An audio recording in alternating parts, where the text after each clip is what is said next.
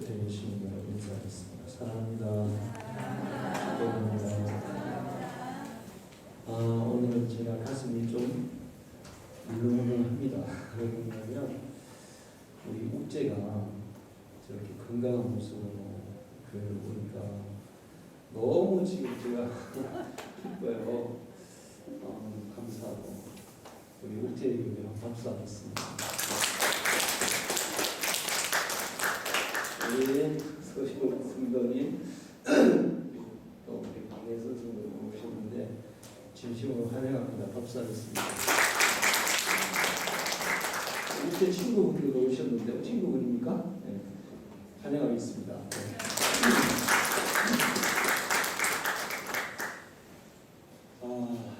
옥재는 저희가 성교원을 할 때 우리 성교원에 나왔어요. 그래서 이제 성경할 때 굉장히 좀 딸랑딸랑했다 그럴까요? 그랬어요. 그런데 어느 날 밤에 한 12시 됐는데 우리 강연 집사님이 전화가 왔어요. 목사님, 옥재가 사고가 나서 부산대병원에 중환자실에 있어요. 옥재를 위해서 기도를 좀 해주세요. 그래서 제가 밤에 기도를 했어요. 근데 직접 가서 기도해야 되겠다 이런 생각이 들더라고요. 그래서 그 다음날 아침에 옥재하고 병용이가 같이 사고를 갔는데 병용이는 동아대 병원에 있었고 옥재는 부산대 병원에 있었어요. 그래서 가는 길에 동아대 병원에 들렸더니 이제 얘기 듣기로는 옥재나 병용이가 다 아주 위험한 상태, 중환자실에 위험한 상태였습니다. 그런데 병용이한테 갔더니 춥진 않겠더라고요. 병용이는 살아있구나. 그래서 기도를 해주고 부산대병원 중환자실에 갔더니 옥재가 수술받고 누워있는데 의식이 없더라고요. 그래서 제가 진짜 어릴 때 정이 있잖아요. 그래도 우리는 정말 3년 동안이나 옥재를 우리 자식들처럼 그렇게 키웠는데 그래서 하나님 앞에 진짜 간절히 기도했어요. 하나님 이 아이를 제발 좀 살려주십시오. 한참 기도하는데 갑자기 제게 환상이 보이는 거예요. 옥재가 침대에서 벌떡 일어나서 앉는 거예요. 그래서 굉장히 놀랐어요. 이게 환상이에요. 사실이 아니고 환상이에요. 기도하는데 환상이 보였어요. 그래서 기도가 다 끝났는데 옥재 엄마 아빠가 왔어요. 그리고 담당 의사가 왔더라고요. 근데 의사가 뭐라 하냐면 이 아이는 정말 가망이 없습니다. 많이 준비를 하셔야 될 것 같습니다. 이렇게 얘기하더라고요. 그런데 저는 기도하면서 환상을 봤잖아요. 옥재가 일어나는 환상을 봤잖아요. 그래서 하나님이 이 아이를 살려주신다고 환상을 보여주셨습니다. 살려주실 거야. 이제 그런 믿음이 저기 생겼어요. 근데 의사하고 부모한테 말을 못하겠더라고요. 그래서 이제 말을 못하고 집으로 왔어요. 제가 여러분이 항상 얘기하죠. 영감이나 환상은 현실보다 더 확실한 것이다. 집에 왔어요.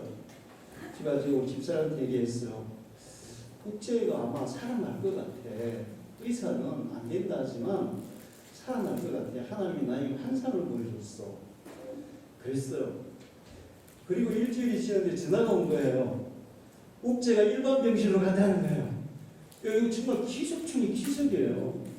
옥재 같은 수술을 한 아이를 내가 중환자실에서 봤는데 한 달이고 두 달이고 못 일어나고 튜브로 이렇게 음식을 넣고 어떤 아이 하나는 그 비슷한 수술을 한 것 같은데 휠체어를 타고 있는데 이 손가락 요것만 하나 까딱까딱 아무도 못하는 거예요. 다른 부모가 이렇게 휠체어를 밀고 있는데 일주일 만에 일반 병실로 가자는 거예요. 깜짝 놀래가지고 제가 막 너무 좋아가지고 달려갔죠. 병실 문 딱 열고 들어가는데 옥재가 나를 알아보는 거예요. 목소리 그러는 거예요. 야, 나 알겠냐? 그래서 일단 이제 야, 너 옛날에 성경을 할 때 나하고 무척산 등산 간 거 기억나니? 기억난대요. 그러면 이제 기억력이 다 살아있는 거잖아요. 뇌수술을 했는데 기억력이 살아있잖아요. 야, 네 손가락 안 움직여. 손가락 다 움직이는 거예요. 이게 운동신경에 아무 이상이 없잖아요. 야, 너 같은 경우는 그냥 살지는 못해. 넌 틀림없이 그 죽음의 순간에 예수님을 만났을 거야. 그렇지 않고 살 수가 없어. 그때 옥제가 나 예수님 만났어요. 그러는 거예요. 그리고 살아나서 오늘 이렇게 여기 와서 앉아 있는데 나는 하나님께 너무 감사하고 옥제한테도 너무 감사해요. 그 힘든 코비를 잘 이겨내서 이렇게 그 결혼까지 해서 같이 이렇게 하나님 교회에 나온 거 보니까 너무 감사해요. 앞으로 정말 하나님의 뜻이 있어서 특별한 하나님의 계획이 있어서 목재를 저는 살려주신 적이 있습니다. 하나님의 복을 많이 누려서 정말 하나님은 살아계시고 하나님은 우리의 인생을 주관하시는 분이시고 기적을 베푸시는 분이시고 우리를 축복하시는 분이라는 것을 많은 사람에게 감정하면서 살아가기를 축복합니다. 목재를 위해서 많이 기도해 주세요. 그리고 또 기쁜 건 오늘 아기가 한 명 왔잖아요. 너무너무 기뻐요. 우리 아기를 위해서 박수 해야 돼요. 우리 세진이 이후에 7년 만에 아기가 결혼한 거예요. 이건 정말 너무 감사하네요. 저 아기가 정말 하나님의 축복으로 건강하게 복되게 잘 자라기를 축복합니다. 예. 우리가 교회에서 신앙생활을 하면서 여러분 얘기를 많이 들었을 거예요. 예수를 3대만 진실하게 믿으면 그 집안의 수준이 달라진다. 왜 그럴까? 제가 거기에 대해서 정리를 해봤어요. 왜 예수를 3대를 진실하게 믿으면 수준이 달라질까? 저는 우리 집안에서 제가 처음 예수를 믿었어요. 그리고 하나님의 부르심에 의해서 정말 목사가 뭔지도 모르고 목사가 뭐 하는 일인지도 모르고 신학대학을 가서 목사가 됐어요. 저 신학대학에 가서 신학을 공부하고 이 목사가 되는 공부를 했어요. 그런데 가정을 어떻게 이끌어 나가야 하는지 그런 데 대한 공부는 못했어요. 그런 가운데서 결혼을 했고 자녀를 낳고 길렀어요. 우리는 정말 열심히 바르게 자녀를 교육하고 바르게 키운다고 노력했지만 나중에 자녀들이 자라고 나서 정말 우리에게 부모로서 참 부족한 게 너무 많았다. 이런 것을 이제 알게 됐어요. 자, 그런데 이제 우리 아이들이 이제 이번에 이제 우리 아들이 딸을 낳고 8월 달이면 우리 또 딸이 이제 아들을 낳게 되는데 이 아이들이 임신을 하고 그 다음에 태교를 하고 그 다음에 또 아이를 낳고 키우는 모습을 보면서 우리보다 훨씬 업그레이드 됐구나. 할렐루야. 업그레이드 된 거예요. 우리는 처음 예수를 믿고 자녀를 어떻게 키워야 되는지 잘 모르는 상태의 자녀를 키워서 정말 많은 부족한 점이 있었어요. 물론 하나님의 은혜로 아이들을 하나님이 키워주셔서 지금 그렇게 잘 컸는데 그래도 부모로서는 굉장히 부족한 부분이 많았다는 것을 계속 느끼고 살고 있습니다. 그런데 이제 제가 예수를 믿으면서 목회를 하면서 성경을 공부하면서 자녀를 어떻게 키우는지 가정을 어떻게 이끌어 나가는지를 저 스스로도 계속 배우게 되더라고요. 그러면서 지금은 정말 하나님이 자녀를 이제 우리는 이제 아기 낳는 건 끝났지만 그래서 손주에 대해서 관심을 많이 가지는데 지금 정말 자녀를 준다면 거의 완벽하게 내가 자녀를 키울 수 있겠다는 그런 생각을 해요. 왜 그런가 하면 그동안에 하나님의 말씀을 통해서 부모가 자녀를 어떻게 양육해야 될지를 이제 배운 거예요. 그런데 우리 아이들은 이제 교회에서 어릴 때부터 자라면서 그런 것들을 계속 배워온 거예요. 그리고 우리가 또 계속 얘기를 하고 그러면서 우리보다 훨씬 더 업그레이드된 더 발전된 그런 자녀를 양육하는 것을 보고 있어요. 자, 그러면 그렇게 해서 2대, 3대를 하면 그 3대째 부모들은 그 1대 때보다 훨씬 더 자녀들을 더 잘 양육하게 되는 거예요. 그렇게 되면 그 3대째 자녀들은 정말 훌륭한 인물들로 자라지 않을 수가 없어요. 그래서 예수를 진실하게 잘 믿고 그리고 하나님의 말씀 안에서 하나님의 지혜로서 자녀들을 양육하고 그렇게 할 때 3대에 가면 예수 3대에 가면 반드시 큰 복을 받는 그리고 훌륭한 그런 인재들이 등장하게 되어 있다는 것입니다. 할렐루야. 제가 그런 사람을 조사를 했는데 전혜성 박사라는 여자분이 있어요. 올해 나이가 89인데 이분이 이화여대 영어과 2학년을 다니다가 국비장학생으로 미국에 유학을 갔습니다. 그리고 거기에서 공부하면서 남편을 만나 결혼을 했고 그 다음에 버클리인가 어디에서 박사학위를 받았어요. 결혼하고 자녀들을 키우면서도 박사학위를 받았어요. 그리고 이제 그 남편도 박사학위를 받고 그랬는데 이 두 분에게 자녀가 6명이 있었어요. 6명을 낳은 거예요. 근데 이 6명이 어떤 사람들이냐? 6명이 전부 다 하버드대, 예일대를 나왔어요.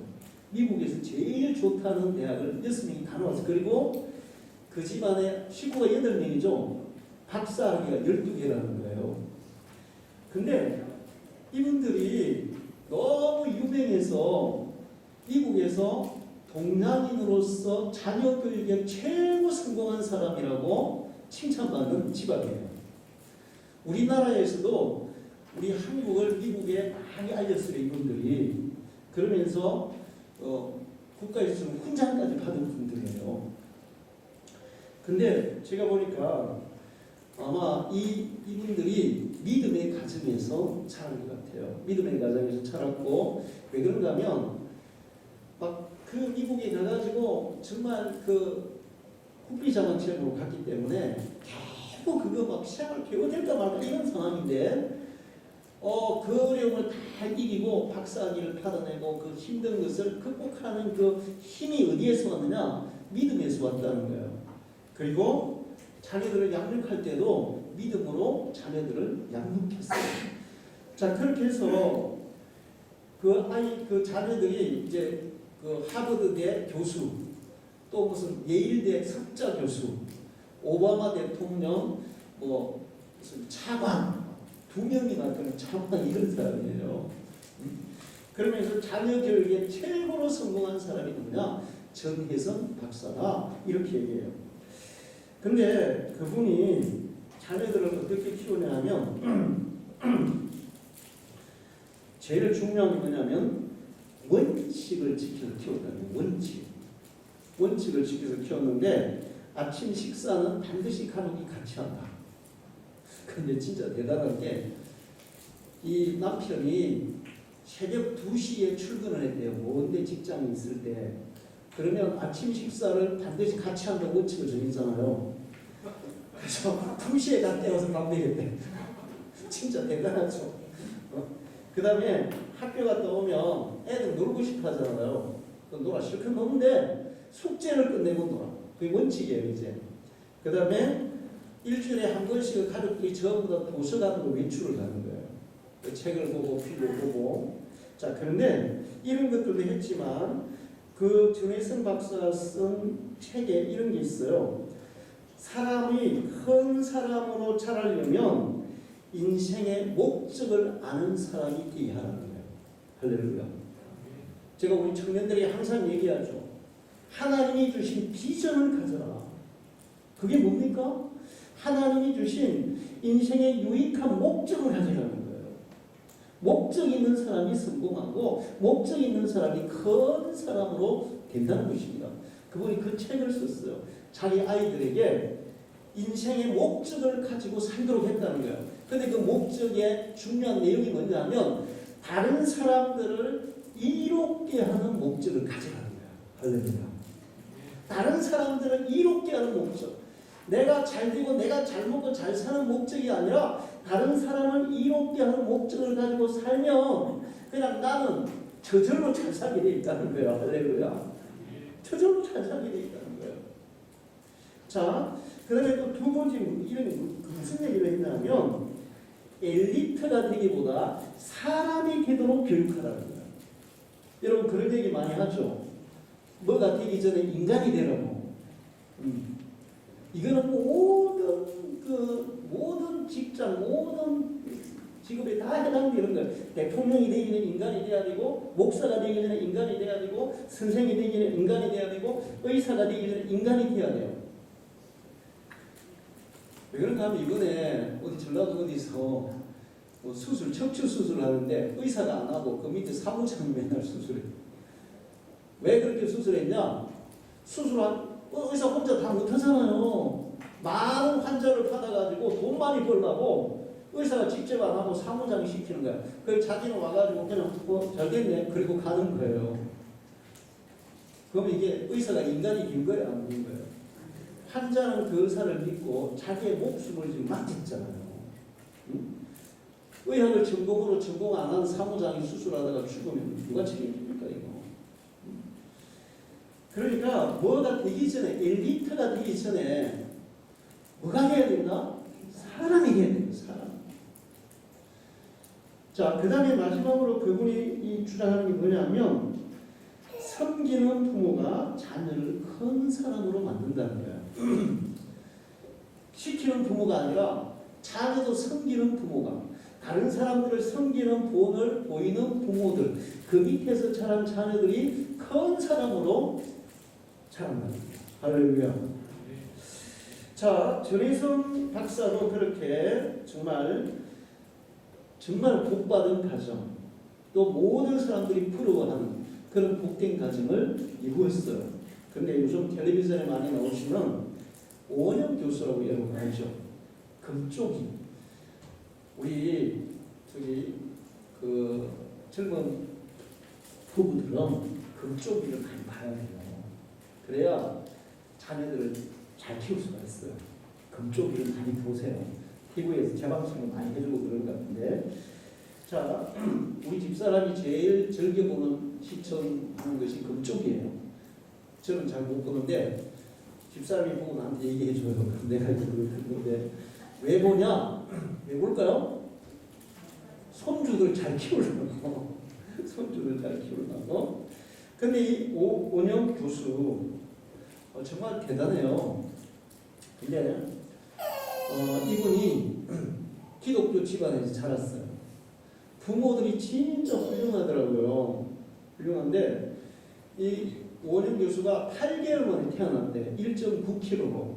인큐베이터에 들어가야 되는데 자기가 태어났을 때 그 병원에 인큐베이터가 2개 있었는데 옛날이잖아요. 2개 다 아이가 들어있었어. 자기 들어갈 데가 없는 거야. 그래서 이제 8개월 만에 태어났으니까 이때 들어가야 되는 거예요. 근데 다행히 얘가 자가호흡이 가능했대요. 혼자 스스로 숨 쉴 수 있을 때. 그래서 인큐베이터에 안 가고 집으로 왔는데 애를 키우니까 8개월 태어났으니까 애가 작은 거야. 다른 애보다 덩치가 훨씬 적은 거예요. 초등학교 가는데도 아주 적은 거예요. 그래서 사람들이 아이고 쟤 작아가지고 뭐 하겠노 막 이러면 아버지가 뭐냐면 그래도요 우리 은영이는요 달리기는 1등으로 잘해요. 그래서 사람들이 막 걔에 대해서 막 이렇게 부정적인 얘기를 하면 부모님들은 항상 긍정적으로 대답을 해줬다는 거예요. 자, 그러다가 자기가 초등학교 때 자기 아버지가 갑자기 암에 걸린 거예요. 그러니까 그때 옛날에는 암에 걸리면 뭐예요? 바로 자연스러운 거죠. 죽는 거죠. 그런데 이 은영이가 자기 방에 들어가서 진짜 하나님 앞에 간절히 기도했어요. 하나님과 거래를 했어요. 거래 초등학생. 하나님, 우리 아버지를 살려주시면 제가 앞으로 의사가 돼서 많은 사람을 살리는 사람이 되겠습니다. 우리 아버지를 제발 좀 살려주십시오. 우리 아버지를 살려주시기만 하면 제가 의사가 돼서 많은 사람을 살리는 했습니다. 그렇게 하나님과 거래하는 기도를 했대요. 어떤 일이 일어났을까요? 살아났어요. 할렐루야. 그 아버지가 지금 90몇 세 아직 살아있대요. 아직 살아있대요. 그런데 이게 이제 어떤 작용을 했냐면 그 다음에 이제 자기가 공부를 하는데 학생들이 뭐 공부하는 게 즐거워요? 힘들어요? 하고 싶어요? 하기 싫어요? 놀고 싶어요? 공부하고 싶어요?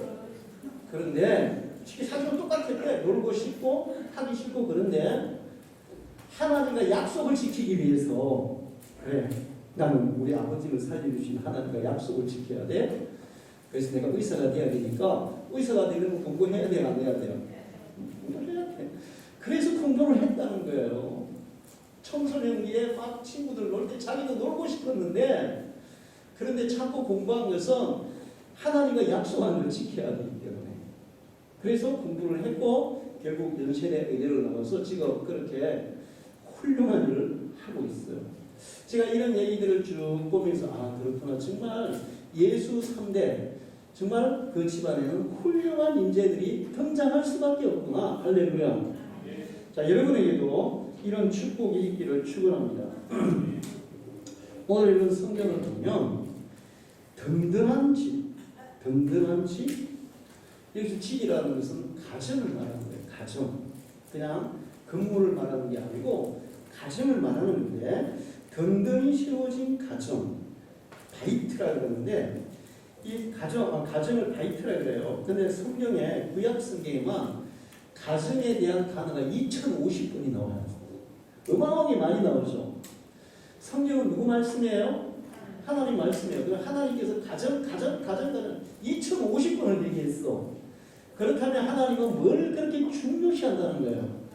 가정을 중요시한다는 거예요. 하나님은 우리 가정을 너무 중요시해요. 왜 그런가 하면 이 사회를 이루는 기본이 가정이고 국가를 이루는 기본도 가정이에요.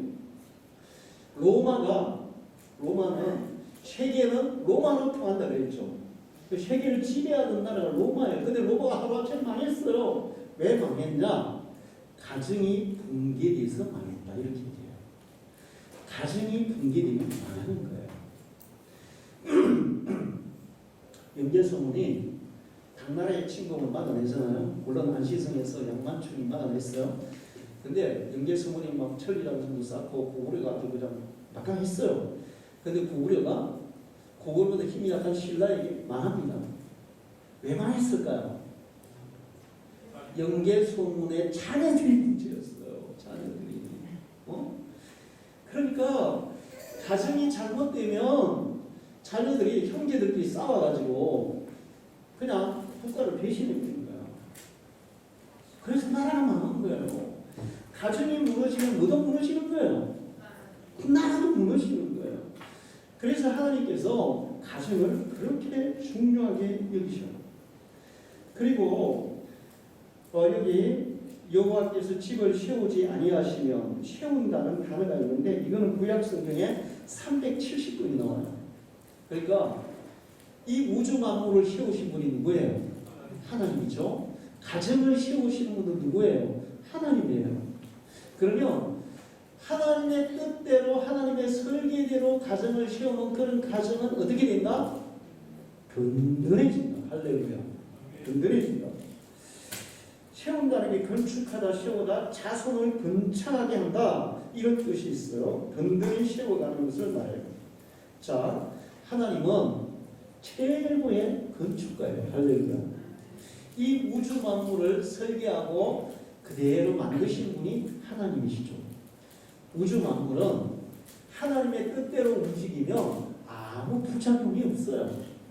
그냥 자연은 가만히 내버려두면 이렇게 다 스스로 이렇게 다 점화작용을 해가지고 그냥 건강하게 잘 이렇게 살아 있습니다. 근데 누구 손이 가면 파괴되기 시작할까요? 사람들의 손이 가면 파괴되기 시작하는 거예요. 왜 그런가? 사람들의 욕심 때문에 그런 거죠. 자, 이 우주를 설계하고 건축하신 분이 하나님이세요. 그리고 태초에 아담과 하와를 만드셔서 가정을 설계하고 건축하신 분도 하나님이세요. 처음에 하나님이 아담과 하와를 지어서 가정을 만들어 주실 때 아담과 하와는 벌거벗었으나 부끄러워하지 아니하더라. 서로 간에 모든 걸 다 내놔도 마음속에 머릿속에 모든 걸 다 내놔도 부끄럽지 않은 그런 온전한 가정이었어요. 자, 그런데 인간이 하나님을 거역하고 범죄함으로 인간이 욕심에 잡히게 되고 그로 인해서 인간의 삶도 가정도 파괴되기 시작했습니다. 그런데 하나님은 우리의 가정을 하나님이 세우시기를 원하세요. 여러분의 가정이 하나님이 세우시는 가정이 되기를 축원합니다. 사람들은 이제 건축을 하는데 우리 정 집사님도 건축을 하시지만 건축을 하는 데 보면 훌륭한 건축가는 100년이 가도 무너지지 않는 그런 든든한 집을 세워요. 그런데 부실한 건축가는 중공검사 나기도 전에 어떤 일이 일어납니까? 무너지고 끊기고 1994년도 10월 21일 날 오전 9시에 난리가 났어요. 우리나라에. 왜냐하면 성수대교가 뚝 끊어져 버린 거예요.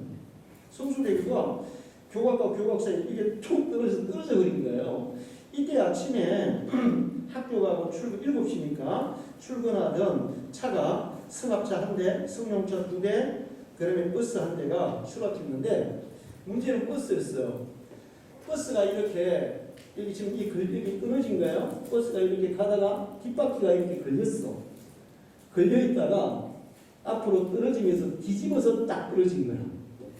바로 떨어졌으면 안 죽었겠죠. 뒤집어 떨어지는 바람에 버스가 뒤집어서 탁 떨어지니까 위에 있는 게 눌러버렸잖아요. 다 죽어버렸어요. 근데 몇 명이 죽었냐면 버스 추락으로 죽은 사람이 29명이에요. 이때 전체적으로 32명이 죽었어요. 그리고 많은 사람들이 다쳤어요. 근데 왜 성수대교가 왜 끊어졌을까요? 부실공사였어요. 부실공사. 왜 부실공사를 했을까요? 내부 때문이었어요. 내부를 많이 받치는 바람에 그러면 내부를 공사비에 들어가면 내부를 받쳤으니까 공사비를 어떻게 되겠어요? 줄여야 되겠죠. 그러니까 다른 자재를 안 쓰고 써야 될 자재를 안 쓰고 부실하게 공사를 해가지고 그렇게 많은 사람이 죽게 했어요. 자, 훌륭한 건축가는 100년이 가도 1000년이 가도 무너지지 않는 그런 든든한 집을 세우지만 부실한 건축가는 중공검사 맞기도 전에 무너지는 그런 집을 세울 수 있어요. 근데 이제 가정도 마찬가지예요. 가정이 집인데 가정은 다르게 집이라 그러는데 이 가정집을 가장 든든하게 세울 수 있는 건축가가 누구냐? 하나님이신 줄 믿습니다. 하나님이 세우는 집은 절대로 무너지지 않습니다. 흔들리지 않습니다.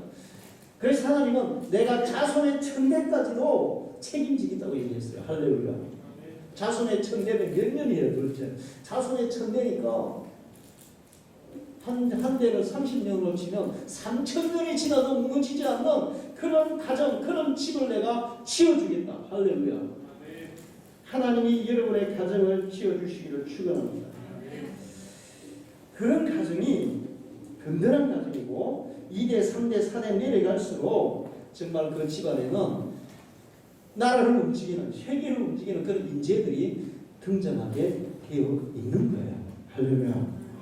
자, 하나님이 지으시는 집은 오늘 성경 말씀에 안전하다. 하나님이 지으시는 가정은 안전하다. 든든하게 선다. 그리고 자녀들은 번창한다. 할렐루야. 저는 우리 집사람하고 처음 예수 믿었잖아요. 그리고 목사는 됐지만 가정에 대해서 자녀 교육에 대해서 많이 부족했다고 얘기했잖아요. 근데 저희가 지금 살아오면서 제일 후회하는 게 있어요. 그건 뭐냐면 아이들 5명 5명을 낳을 걸 왜 2명밖에 안 낳아가지고 앞으로 우리 청년들 5명 낳으세요. 내가 우리 의성이하고 정은이한테도 야 너희들은 최소한 3명은 낳아라. 3명.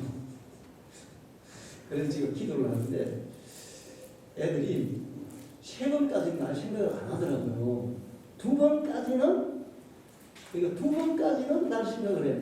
근데 나는 세 명이 목표야. 그래서 나는 걔들 모르게 기도하고 있어. 두 번째 쌍둥이로 주세요. 요즘 애들이 애 안 하니까. 그런데 정말 하나님이 세우는 집은 자손들이 번창한다. 제가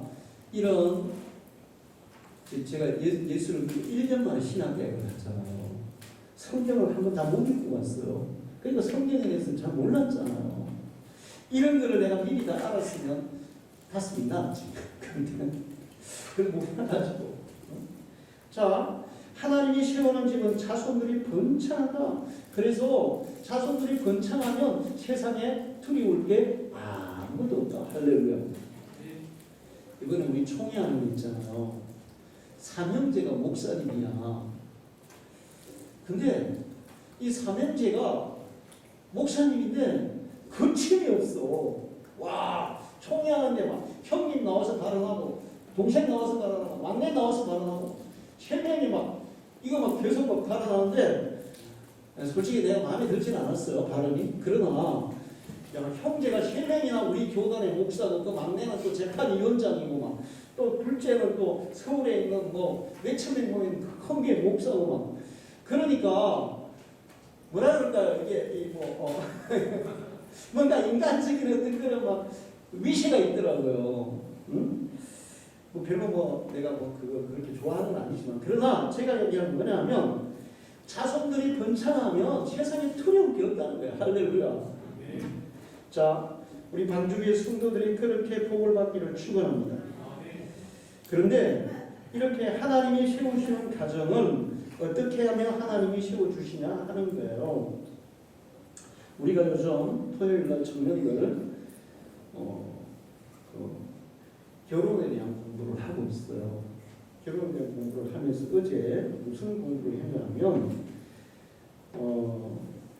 가정이 든든히 서려면 제일 중요한 것이 부부 관계라는 거예요. 할렐루야. 자, 아이들을 공부 잘하는 아이로 키우려면 어떻게 해야 될까요? 오늘 우리 저기 애기 데리고 오신 부부는 잘 들어야 돼요. 애 공부 잘하는 애로 키우고 싶죠? 그럼 어떻게 해야 될까요? 학원에 막 보내면 될까요? 응? 과외 막 돈 비싼 과외 선생님이 훈련을 해서 과외 시키면 막 될까요? 아무 소용없어요. 자녀들이 공부 잘하는 자녀가 되려면 부모들이 다정한 모습을 보여주면 돼요. 할렐루야. 왜 그런가 하면 공부를 잘하는 사람과 못하는 사람의 차이는 정서에 있어요. 정서적으로 불안한 사람은 IQ가 좋고 학원을 보내고 좋은 과외 선생님을 붙여도 공부에 집중이 안 되는 거예요. 집중이 안 돼요. 그런데 정서가 안정되어 있는 아이는 집중력이 있는 거예요. 그래서 다른 아이가 정서가 불안한 아이가 10시간 공부하는 것보다 집중력이 1시간만 공부해도 10시간 공부하는 효과가 나오는 거예요. 그래서 공부를 잘하게 되어 있어요. 부모가 다정한 모습을 보이면 아이들은 정서적으로 안정이 되고 그 안정된 정서를 가지고 공부에 집중할 수 있다는 거예요. 할렐루야. 그래서 가정의 제일 중요한 것은 부부 관계인데 부부가 다정한 모습을 보여야 돼요. 실제로 다정의 모습만 보이는 게 아니고 실제로 다정하게 살아야 돼요. 자, 그렇게 다정하게 사는데 구체적으로 어떤 것들을 실천해야 되냐 하면 겸손과 온유와 오래 참음과 서로 용납하는 부부가 돼요. 남편이 지잘났다 그러고 아내가 지잘났다 그러고 남편을 멸시하고 아내를 멸시하면 이 가정은 든든히 서겠어요? 못 서겠어요? 못 서요. 아내가 조금 부족해도 아내를 인정해주고 존중해주고 겸손하게 대할 때 그럴 때 서로 존중감이 생기면서 가정이 화목해지는 줄 믿습니다. 그 다음에 거기 오래 참아야 됩니다. 오래 참아. 응? 여러분 부부 싸움을 한 번도 안 해보신 분 있나요? 우리도 진짜 많이 싸웠어요. 근데 지금 생각해보니까 제 부족인 것 같아요. 오래 참는 거와 함께 뭘 또 얘기하고 있냐면 상대방을 용납하라는 거예요. 용납. 할렐루야. 용납. 자, 부인이 어떤 이런 일을 했어요. 이런 일을 했는데 남편이 별로 마음에 안 드는 거예요. 당신 왜 그따위로밖에 못해? 왜 그렇게 한 거야? 막 이렇게 하면 이건 용납이 아니에요. 그러면 부인은 자기가 잘못한 걸 자기가 느끼고 있어요. 남편이 그렇게 얘기하면 잘못한 걸 이제 반성하는 게 아니라 반격하는 거예요. 반격. 니는 모자란 게 있다고. 이렇게 나오는 거예요. 용납이라는 거예요. 용납. 제가 젊을 때 이 사실을 더 깊이 느끼고 내가 이것을 실천했더라면 우리 집사람과 덜 싸웠을 텐데 이런 후회를 해요. 상대방의 결점, 단점, 부족한 점 그런 것들을 용납하고 수용하고 포용해 주면 그러면 상대방은 좋은 방향으로 발전하고 있어요. 할렐루야. 아이들도 마찬가지예요. 자, 아이들 3살 이전에는 아이들이 이걸 하면 안 돼요. 아이들이 무슨 짓을 해도 그냥 가만히 그러면 애들은 그게 옳은지 나쁜지 분간해 못해요. 분간도 못하는 야 그거 나쁜 짓이야. 그러면 아이가 정서만 무너지는 거예요. 정서만 깨지는 거예요. 그러면 아이가 짜증스러운 아이가 되는 거예요. 자기는 지금 이게 옳은지 그런지 분간이 안 되는 아이야. 그런 아이에게 야 너 왜 그렇게 하는 거야 막 뭐라 하면 아이는 마음이 짜증스럽게 바뀌는 거예요. 그러면 막 짜증내고 떼쓰고 막 뒤집어서 막 뒹굴고 막 이런 아이가 돼요. 다 받아줘야 돼요. 뭔지 모르잖아 아직. 이제 4살, 3살 지나고 나서 뭔가 알 때부터는 하나씩 이렇게 가르쳐 줘야죠. 그것도 뭐 지적하고 뭐라고 그렇게 하면 안 돼요.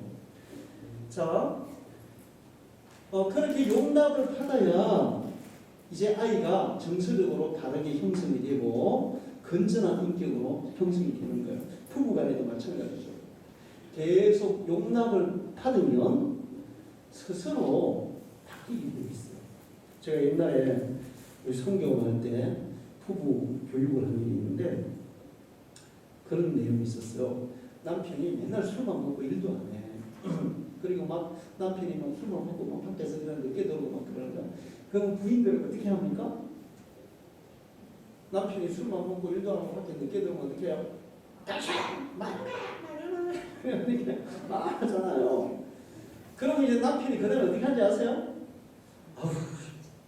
술 먹을 때가 훨씬 편하거든. 술 먹을 때는 아무도 잔소리 안 해. 그냥 술 먹을 때 술 많이 먹어주면 술집에 종업원이 좋아해요, 싫어해요?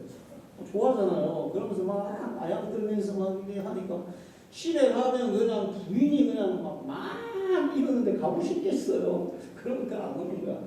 그래서 이제 그 교육 내용이 뭐냐면 그럴 때 남편이 술 먹고 늦게 들어오면 여보 오늘도 고생 많이 했죠.